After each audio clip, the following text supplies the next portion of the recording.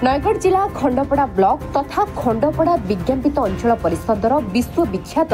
ज्योतिर्विद महामहोपाध्याय पठाणी सामंतଙ୍କ स्मृति उद्देश्य जन्ममाटी खंडपड़ार एक प्लानेटोरियम निर्माण हेबो। Astrophysics astronomy centre science park निर्माण निमंते राज्य सरकार माननीय मोहन चरण माझी को सूचना देथिले। एही परिप्रेक्षी में स्थानीय युव विधायक ई दुष्मंत कुमार स्वाई उद्यम पर खंडपड़ा आंचलिक सांबादिक संघ जर्नालिस्ट एसोसिएशन और नगर बीजेपी कमिटी पक्षर विधायकों को रविवार अपराह 4टा समय संबर्धित कर राज्य सरकार तथा भुवनेश्वर में अवस्थित पठाणी सामंत प्लानेटोरियम आनेकुल गत 13 तारिख में पठाणी सामंत जन्म जयंती पालन करा समय जन्मभूमि खंडपड़ार सामंत प्रतिभार प्रचार प्रसार और विकास करने निमंते उक्त पदक्षेप नहीं मुख्यमंत्री घोषणा करथिले। स्थानीय विधायक श्री स्वाई महाशयंकर अहरह उद्यम प्रचेष्टा सह मान्यवर नगर उन्नयन मंत्री श्री कृष्णचंद्र महापात्र सहयोग नेथिले। स्थानीय विधायक श्री स्वाई महाशयंकर अहरह उद्यम प्रचेष्टा सह मान्यवर नगर उन्नयन मंत्री श्री कृष्णचंद्र महापात्र सहयोग लोड़िथिले। मुख्यमंत्री यह कार्यक्रम करने और आनुषंगिक कार्य आरंभ करने निमंते घोषणा करिथिबारु खंडपड़ा अंचल में समस्त मन में खुशीर लहरी खेली जाइछि। सहरांचल अवस्थित 2टी पठाणी सामंत प्रतिमूर्तिर पुनरुद्धार पर प्राथमिकता प्रदान करा जायथिबा श्री स्वाई घोषणा करथिले। एथिपाई खंडपड़ा स्थित पूर्त विभाग डाकबंगला परिसर में विधायकों संबर्धना निमंते एक कार्यक्रम आयोजन करा जायथिला। एथिरे आईनजीवी विक्रम केसरी देव अध्यक्षतार स्तंभकार गिरिजा शंकरा तरसिया आंचलिक सांबादिक संघर सभापति विनायक मिश्र पूर्वतन सरपंच धनेश्वर महापात्र पंडित मनोज कुमार दास जोग देथिले। एही परिप्रेक्षी में विधायकों को पुष्पगुच्छ उत्तरीय प्रदान पूर्वक संबर्धना करा जायथिला। आगामी दिन में भुवनेश्वर जाई नगर उन्नयन मंत्री विज्ञान कारिगरी कौशल विभाग मंत्री तथा मान्यवर मुख्यमंत्री को खंडपड़ा नागरिक मंच तरफ संबर्धना करा जिबार स्थिर करा जायछि। उक्त कार्यक्रम को अतिशीघ्र आरंभ करने विधायक घोषणा करथिले।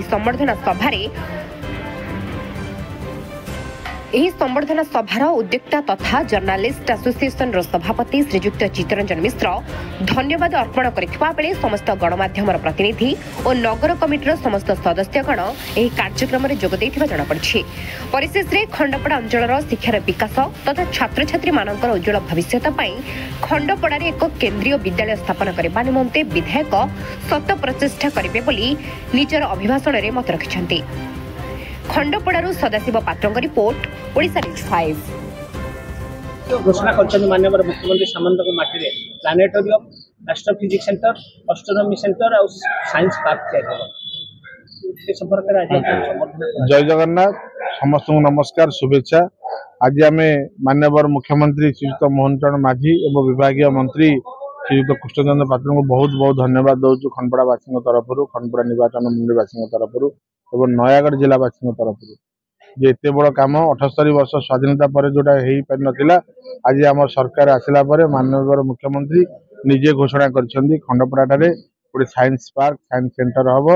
एवं तापर गोटे प्लानेटोरियम टे मध्ये तांका नारे हबो एवं एठारे मध्ये निजे माननीय मुख्यमंत्री आग्रह रखी निजे कहिसन्ती जे